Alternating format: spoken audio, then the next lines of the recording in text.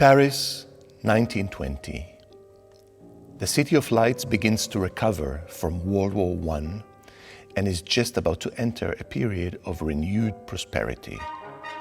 The Roaring Twenties, a period that made Paris the undisputed world capital of modern art.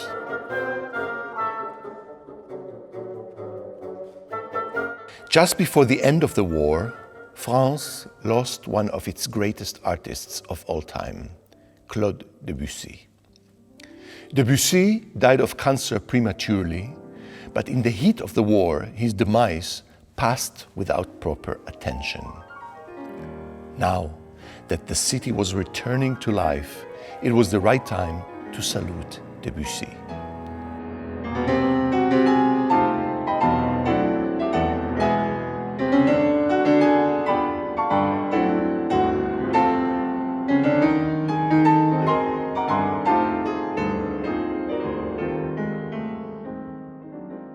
The prestigious music magazine La Revue Musicale decided to dedicate an entire issue in the memory of Debussy, honoring the second anniversary of his passing. In December 1920, the special issue was published. In addition to a number of essays and personal testimonials, it also presented 10 original musical compositions written in the memory of Debussy, especially commissioned from some of the most important composers of the time. It was an extraordinary group of A-list composers indeed, topped by Ravel, Stravinsky, Bartók, Satie, Dukas, Falla. The remaining composers, whose names have been somewhat forgotten today, were also considered among the finest musicians of the time. Frenchmen Florent Schmitt and Albert Roussel, Italian Gianfrancesco Malipiero, and Englishman Eugene Goossens. It is hard to imagine a scenario in which such a diverse group of leading composers would agree to collaborate on a joint artistic project. It was the honor they all felt for Debussy, the visionary pioneer of modernism, that connected them all. The result was one of the most fascinating musical tributes of the early 20th century, a project entitled Le Tombeau de Claude Debussy.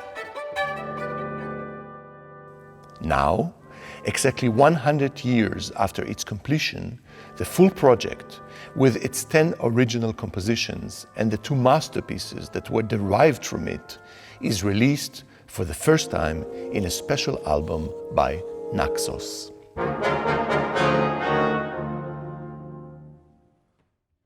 Although all composers wrote in their own personal style, many of them referred to Debussy in their compositions and evoked his unique aesthetic world.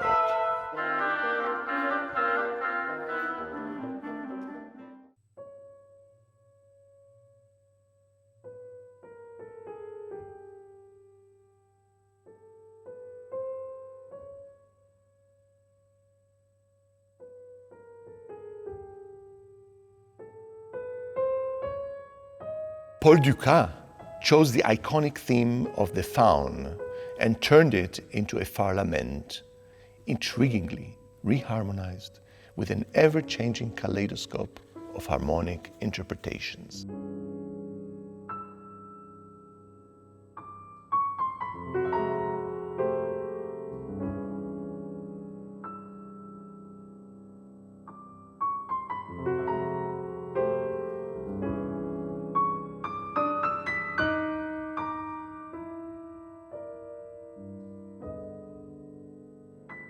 Manuel de Falla once testified that Debussy was the one who showed the way to all Spanish composers how to employ the Iberian rough folklore in concert hall idioms.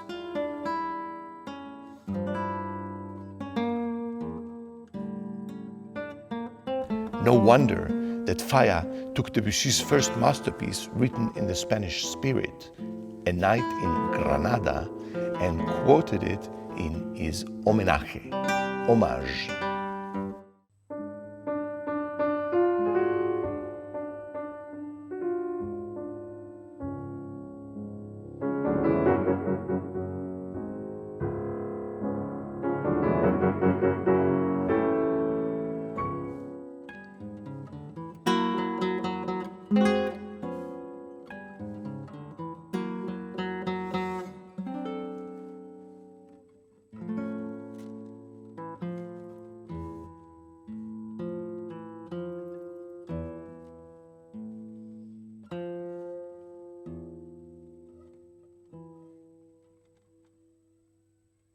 An accomplished musicologist, Gianfrancesco Malipiero, chose to emphasize Debussy's attraction to Gothic and archaic traditions. His piece starts with a Gregorian chant-like melisma and ends with a salute to Debussy's famous piano prelude, the Ingolf Cathedral.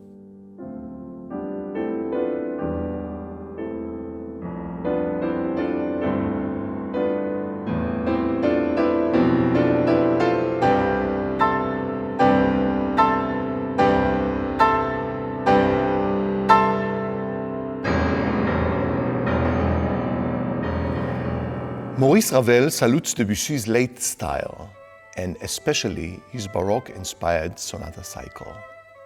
His contribution presented a single movement for violin and cello, in which he further develops Debussy's late transparency, giving up the foggy silhouettes in favor of pure clarity and transparent polyphony.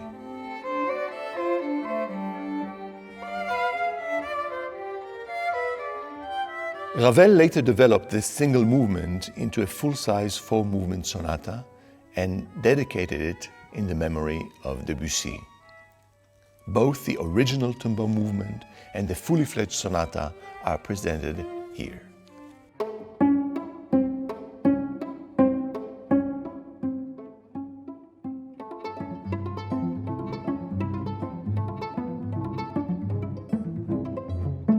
Igor Stravinsky followed Ravel and made his short fragment into a cornerstone of his 1922 masterpiece, the Symphonies of Wind Instruments, scored for 23 solo winds.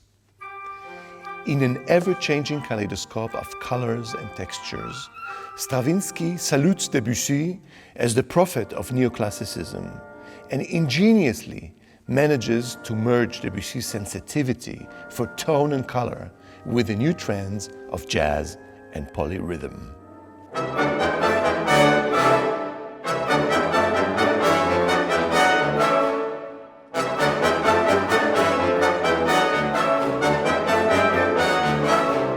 Also here, both the original fragment and the full-size symphonies are presented. Debussy's deep connection to visual arts was not ignored in this project, as renowned post-impressionist painter Raoul Dufy contributed a special drawing and gave the whole magazine its breathtaking cover.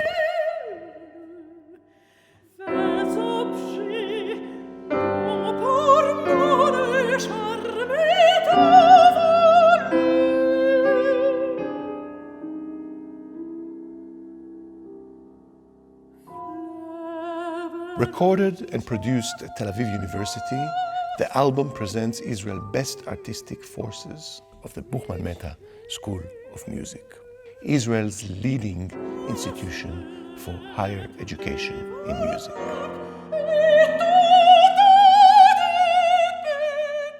If we have ever hoped to discover a time capsule of what was Paris like in 1920, this album probably gives us the best glimpse into this golden age of the City of Lights.